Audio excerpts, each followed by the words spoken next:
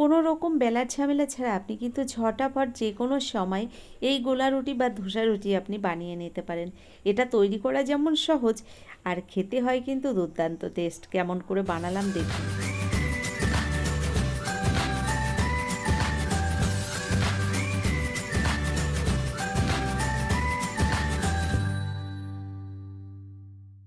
আজকের রেসিপি গোলা রুটি বা ধোসা রুটি বানানোর জন্য এখানে 200 গ্রাম ময়দা নিয়েছি। দেখুন ময়দাটাকে একটা বড় সাইজের বোলের মধ্যে আমি প্রথম ঢেলে নিচ্ছি। তো দেখুন আমি ময়দাটাকে ঢেলে নিলাম। এবার এর মধ্যে দিয়ে দেবো স্বাদ মতো লবণ। লবণটাও দিয়ে দিলাম, আর দিয়ে দিচ্ছি এর সঙ্গে একটা পেঁয়াজ থেকে অর্ধেকটা পেঁয়াজ দিয়েছি, আর 2টো লঙ্কা দিয়েছি কুচিয়ে। তো এবার ময়দার মধ্যে দেখুন এক এক করে আমি দিয়ে দিলাম। নমস্কার বন্ধুরা, আশা করছি হয়তো সকলেই ভালো আছেন। টিয়ার রান্নাঘর থেকে আমি তন্দ্রা আজ নিয়ে এলাম ধোসা রুটির একটা রেসিপি। দেখুন কি করে বানিয়ে নিন, আর কত সহজে এটা তৈরি করে নেওয়া যায়। ঝটাপট কিন্তু যে কোনো সময় বানিয়ে নেওয়া যায়। তো দেখুন ময়দার মধ্যে আমি পেঁয়াজ, লঙ্কা, লবণ আর জল দিয়ে ময়দাটাকে সুন্দর করে মেখে নিচ্ছি। তবে গোলা রুটি করার সময় ময়দা বা আটা যেমন নরম করে মেখে নিতে হয়, তার থেকে একটু শক্ত করে মেখে নিয়েছি। আপনারা দেখলে ঠিক বুঝতে পারবেন। দেখুন এরকম করে আমি ময়দাটাকে মেখে নিয়েছি। এবার আমি সরাসরি রুটিটা তৈরি করেই দেখাচ্ছি আপনাদের। দেখুন গ্যাসের ওপরে একটা কড়াই গরম বসিয়ে দিয়েছি। হাই ফ্লেমেই প্রথম গ্যাসের ওপরে কড়াইটাকে আমি গরম করে নিয়েছি। এবার গ্যাসের ফ্লেমটাকে আমি লো হিটে রেখে এর মধ্যে দিয়ে দিলাম 1/2 চামচ পরিমাণে লবণ, আর একটা ভিজে কাপড় দিয়ে দেখুন এই লবণটাকে কড়াইয়ের চারিপাশ দিয়ে ভালো করে মাখিয়ে দিচ্ছি। এটা করলে কি হবে, আমি যে রুটিটা তৈরি করব রুটিটা কিন্তু কড়াইয়ের গায়ে একদমই লেগে থাকবে না, সহজেই উঠে আসবে। তো দেখুন আমি লবণ জলটাকে ভালো করে মাখিয়ে দেওয়ার পরে হাত দিয়ে কিছুটা মেখে নেওয়া ব্যাটার দিয়ে দিলাম কড়াইয়ের মধ্যে, আর আস্তে আস্তে করে দেখুন এই ব্যাটারটাকে এরকম করে ঘুরিয়ে দিলেই রুটিটা তৈরি হয়ে যায়। কত সহজেই তৈরি করে নেওয়া যায় দেখুন। আর এটা কিন্তু একদম অল্প সময়ের মধ্যেই তৈরি হয়ে যায়। 1 মিনিট টাইম লাগে না, তার আগেই আপনারা বুঝতে পারবেন এই রুটিটার সাইড দিয়ে দেখবেন আস্তে আস্তে উঠতে শুরু করেছে। তো আপনারা দেখুন আস্তে আস্তে কিন্তু কড়াইয়ের সাইড দিয়ে রুটিটা উঠে আসছে।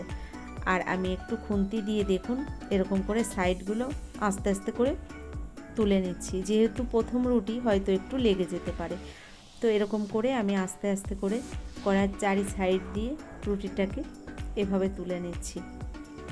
তো বন্ধুরা আপনারা দেখলেন কত সহজে এই রুটিগুলো তৈরি করে নেওয়া যায়।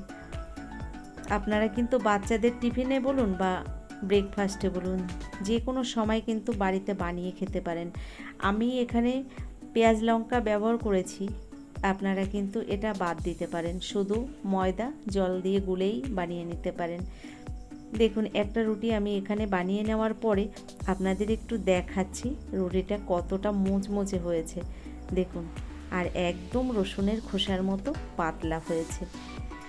একইভাবে আমি বাকি রুটিগুলোও সব বানিয়ে নেব। তো দেখুন প্রত্যেকবার রুটিটা নামিয়ে নেওয়ার পরে আমি ভিজে কাপড়টা দিয়ে একটু মুছে নিচ্ছি কড়াইটা, তাহলে আর কড়াইয়ের গায়ে রুটিটা লেগে থাকবে না। তো বন্ধুরা এর আগের ভিডিওতে লোটে মাছের কাটলেট বানিয়েছিলাম, তার সঙ্গে আমার জীবনে ঘটে যাওয়া মর্মান্তিক কিছু ঘটনা বলেছিলাম আপনাদের। তো ওই ভিডিওটা আমার কপিরাইট এসছে, কারণ আমার যেহেতু কুকিং চ্যানেল আমি এখানে এই ধরনের ভিডিও দিতে পারি না। তো আমি ভিডিওটার ভয়েস টয়েস একদম পুরো কেটে দিয়ে আবার ভিডিওটাকে পোস্ট করেছি।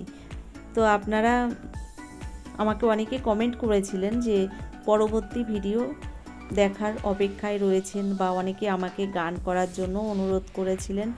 কিন্তু এরকম যদি কপিরাইট আসে তাহলে আমি কি করে এর পরবর্তী ভিডিও বানাবো বলুন।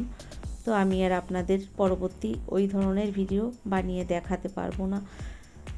যাই হোক দেখুন এক এক করে আমি রুটিগুলো সব বানিয়ে নিচ্ছি, আর এটা কত সহজে দেখুন রুটিগুলো বানিয়ে নিলাম। তৈরি হয়ে গেল আমার ধোসা রুটি। নামিয়ে নেওয়ার পরে আমি কিন্তু এখানে ঘুগনি আর পেঁয়াজ দিয়ে পরিবেশন করেছিলাম। তো বন্ধুরা কেমন লাগলো আমার এই ধোসা রুটির রেসিপিটি অবশ্যই সেটা লিখে জানাবেন। যদি আমার এই ভিডিওটি ভালো লেগে থাকে, ভিডিওটি দেখার পরে যারা এখনও চ্যানেলটিকে সাবস্ক্রাইব করেননি অবশ্যই চ্যানেলটিকে সাবস্ক্রাইব করে একটা লাইক দিয়ে দেবেন। আর যারা ভিডিওটি ফেসবুক থেকে দেখছেন অবশ্যই আমার পেজটাকে ফলো করবেন। তো বন্ধুরা, আজকের মতো এই পর্যন্তই। পরবর্তী ভিডিও নিয়ে হাজির হয়ে যাব। ততক্ষণের জন্য আপনারা সকলে ভালো থাকবেন, সুস্থ থাকবেন, টিয়ার রান্নাঘরের সঙ্গে থাকবেন। অসংখ্য ধন্যবাদ এই ভিডিওটা দেখার জন্য আপনাদের জানাই।